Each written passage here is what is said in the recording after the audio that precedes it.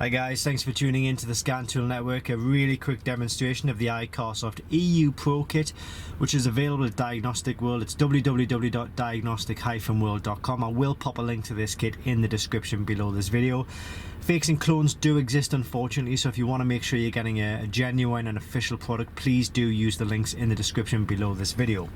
So what I'm going to do first of all is, as you can hear, it's like quite an annoying beep every time I press a button, so I am just going to click on the buzzer and turn this off just for the purpose of the video. So it's a 2007 Land Rover Discovery that we're in right now. You can see we've got the check engine light here, we've got the ABS traction warning lights here, and we've got the airbag warning lights here. Don't worry about the seat belt light, that is just because I don't have the seat belt connected at the moment. I will just put that on now, just so it gets rid of that warning light and doesn't cause any confusion.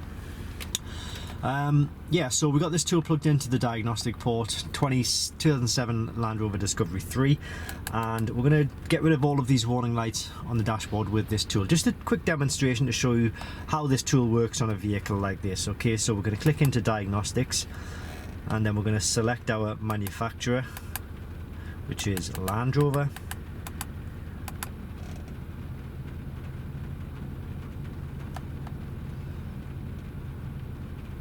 And then we're going to click on Discovery. It's a Discovery 3. It's a diesel engine, and we're going to manually select the system which we wish to diagnose.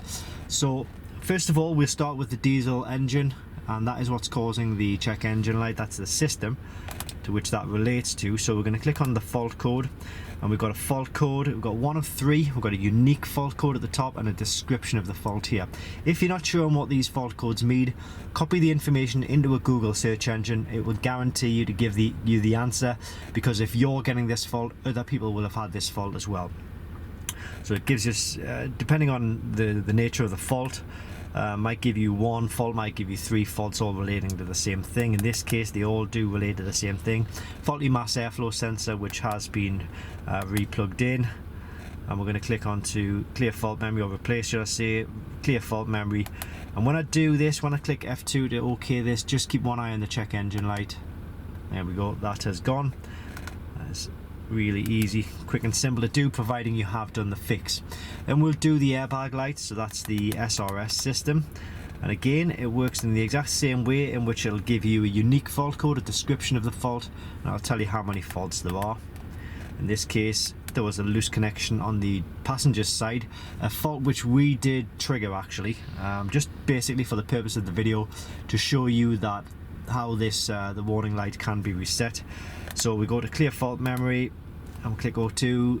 Okay, keep an eye on the airbag light, and it's erasing. Airbag light has now gone, which is good. And the last system is the ABS system. So again, read fault code. One fault, rear right wheel speed sensor. This one did require a new ABS sensor to be popped in. It's now in, but obviously we're still getting the warning lights, so we do need to tell the ECU that the new sensor is in there. So if we just go to clear fault memory, this will work in a different way, because you can clear the fault codes on the ABS system. It'll tell you the operation is done, it'll tell you that the fault codes are no longer there, but the warning lights will stay in place. That's because for the ABS system, what you do need to do is just completely turn the engine off, or the ignition off, depending on what you had on to start with, and then just do a quick restart, and you'll see all of the lights turn off there.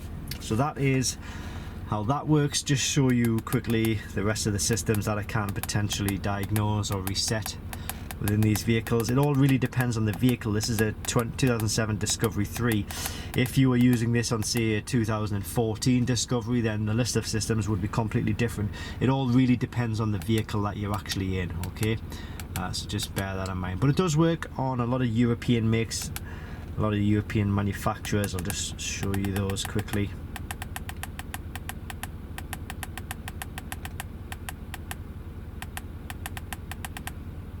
There we go. Okay, so that's the iCarsoft EU Pro. It does have a couple of special functions as well, which all really depend on the specific vehicle. Those special functions won't necessarily work on all manufacturers. Best thing to do is just pop a quick email to this email address here, inquiries@diagnostic-world.com, Give your vehicle details, if possible your VIN number as well, and they will tell you whether a specific one of these specific functions is suitable for that particular vehicle. Okay, but as I say, make sure you use the links in the description below this video, because fakes and clones do exist. They can damage your vehicle, and nobody wants to go down that route. Thanks very much for watching, and I hope this helps.